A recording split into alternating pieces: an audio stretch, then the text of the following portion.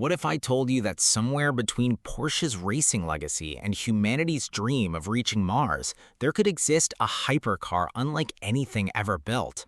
Not for highways, not for racetracks, but for another planet. This isn't just another concept car, it's a machine engineered to survive freezing nights, violent dust storms, and terrain no sports car has ever touched. And once you see how it works, you'll wonder why nobody is talking about it. For decades, Porsche has built machines that chase perfection. Every curve, every engine, every gram of weight exists for one reason: to make the impossible feel effortless. But what happens when the road disappears entirely? Imagine the year 2050. Humanity has established its first permanent research base on Mars. Scientists, engineers, and astronauts need more than transportation. They need a vehicle capable of surviving an environment where temperatures can plunge below -100 degrees, where dust storms can last for weeks, and where a simple mechanical failure could become a life or death situation. Would NASA simply build another rover, or would they look to one of the greatest performance engineering companies on Earth? That question leads to one extraordinary possibility: the Porsche Mars Hypercar. At first glance, it still looks unmistakably like a Porsche. The signature low stance remains, but every line serves a new purpose. The body is sculpted from ultralight carbon composites infused with graphene, making it incredibly rigid while resisting the extreme temperature swings of another planet. Every panel is designed to redirect Martian dust away from critical cooling systems instead of fighting against it. But the real engineering begins underneath. Instead of relying on a conventional battery alone, the vehicle uses a solid-state battery integrated with a compact hydrogen fuel cell. During daylight, ultra-efficient solar layers embedded beneath the body recharge auxiliary systems, while regenerative suspension captures energy from every movement across the rocky terrain. That means every bump, every landing, every kilometer traveled contributes to extending its range, because on Mars, efficiency isn't just about performance, it's about survival. Power reaches all four wheels independently through intelligent electric motors capable of adjusting torque thousands of times every second. Artificial intelligence constantly analyzes the surface ahead using LiDAR, thermal imaging, and predictive terrain mapping, selecting the safest driving line before the driver even notices the obstacle. And then comes perhaps most remarkable feature: the adaptive aerodynamic shell. On Earth, aerodynamics are designed around dense air.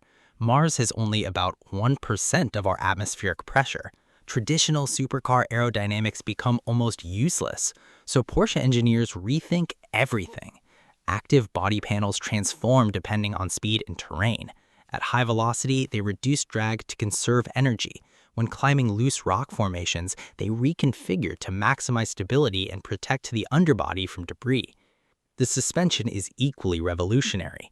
Instead of traditional dampers, electromagnetic actuators react almost instantly to changing terrain, allowing the car to glide over sharp volcanic rock while keeping the cabin remarkably stable.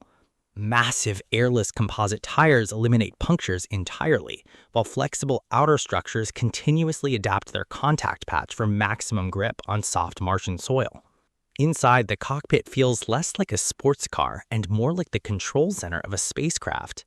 A panoramic augmented reality windscreen overlays navigation routes, oxygen station locations, weather forecasts, radiation alerts, and vehicle diagnostics directly onto the driver's view.